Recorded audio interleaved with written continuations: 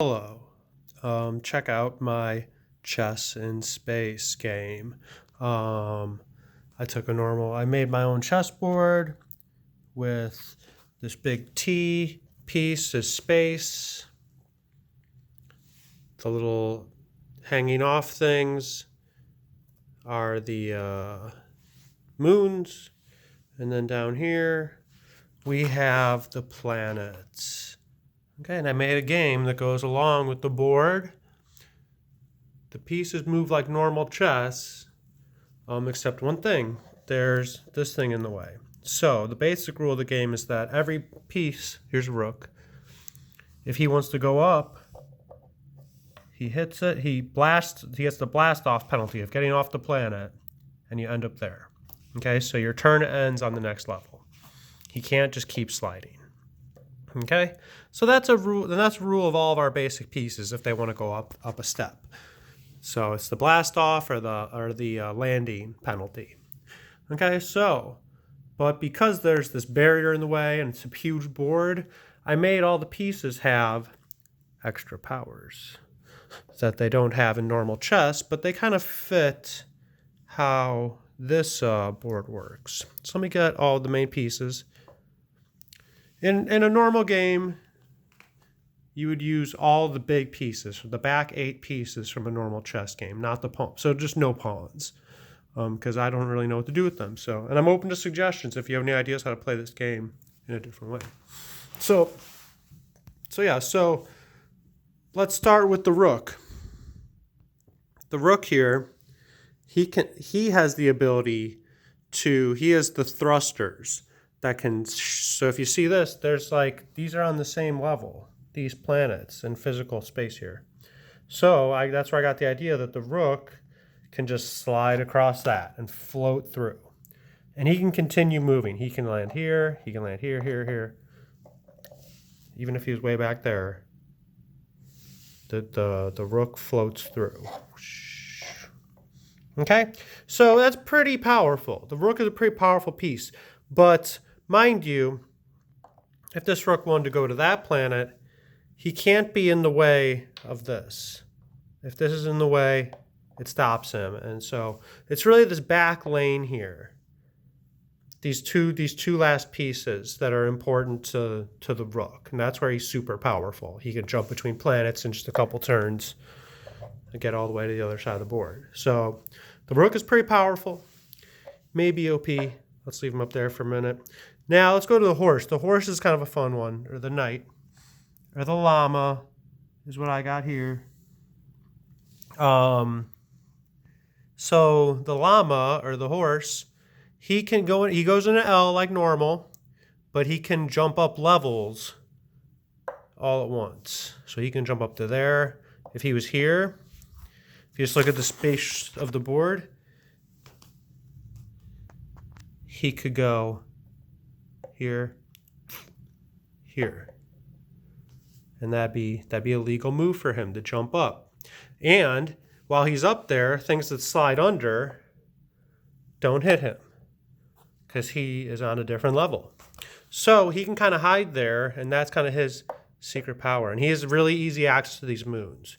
So if a king hides up there or something, it's good to have a horse on hand.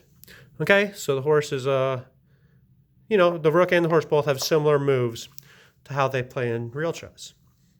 Okay, now, and I call that the jetpack for the horse. Now, the bishop moves on diagonals in normal chess. In this one, he's going to move on diagonals still, but his extra power is he gets to go through wormholes. So a wormhole is this. This space here. Okay, so if you get to place your pieces at the beginning on your planet, you want to make sure that you put him in the right spot that he can get easy access to the wormhole. So the wormhole, you go in here and you come out the other end. But your turn just ends there. You don't get to slide right through.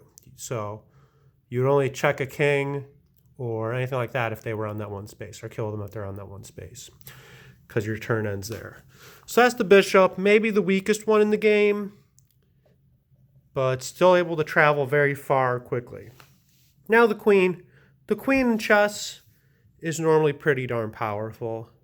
So I didn't give her a great power, but her power is still pretty good. And still, when I've tried playing the game, the queen's pretty powerful. The queen does this.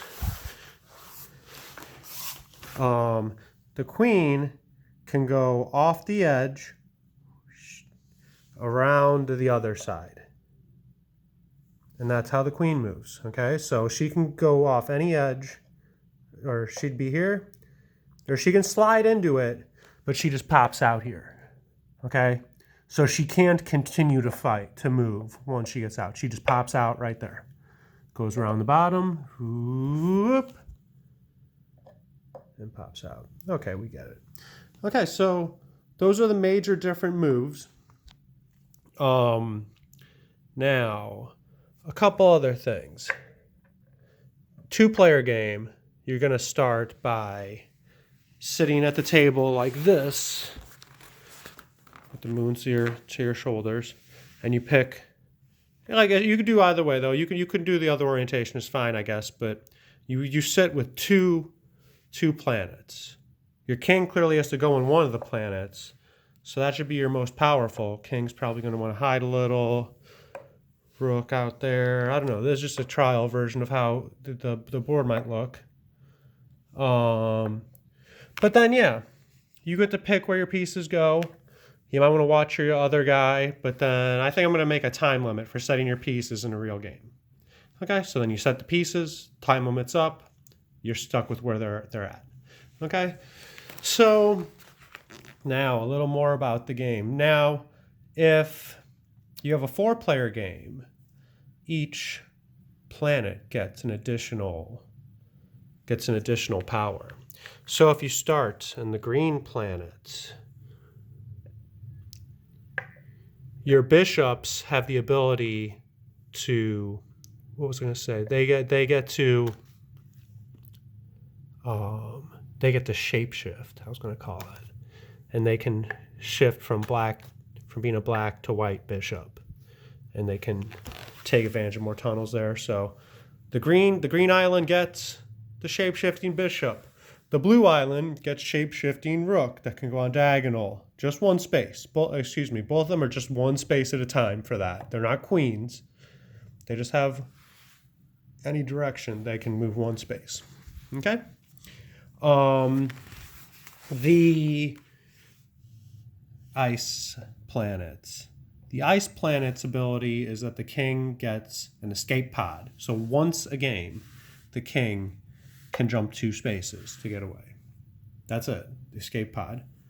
And then, remember where I said the queen couldn't, for this island, or this planet, the queen can loop around and then continue. That's her bonus. Might be OP. I have to test out 4-player game. I haven't done 4-player game yet. So yeah, so this is my board. I kind of made it and then made the game later. So there might be some problems with the game. I've been playing it a little bit. We've tried, at least my family and I have tried. It's been fun. So let me just go back now. And I don't know, let me just show some of the pieces of the board, what they really look like. So this is the blue planet. It's the water planet. It has some colonization, and then some agriculture, and then uninhabited areas, water, islands uninhabited here. Okay, so that's the blue planet. And it's next to the yellow moon. Okay, and all these pieces wrap around. And then we have the ice planet, which is pretty much going to be, has no colonization on it. And it's next to the rocky red moon. Okay, and then the green planets. So the blue and green planets are kind of in balance with their urban areas and their farm and their habitats. This one has the green planet, it's very much it's colonized but very balanced. But then you look at this last one here. This one has the most story to it, I guess, is this planet. It has dense urban areas. It's dense urban areas. And then kind of scary looking agriculture. Maybe not even working agriculture. And then desert. They burnt out their planet. They're overpopulating. Except down here in the real corner by the warp hole, you got some of the rich oligarchs hanging out and hiding from the rest of society here. Okay? So yeah, so you got a whole little story here. And then if you just pay attention to the space pieces, the outer space pieces, all the outer space on the edges is like kind of sparse stars. And then as you get to the interior, you get deeper into these nebulas and stuff. And I really like using these Hubble pictures. The corners are satellite pictures of just Earth from space, all cut up. And then these are Hubble pictures for the most part, I believe. So yeah, that's my board. Chess in space. The name Space Chess was taken, so chess in space. All right, cool. Thank you.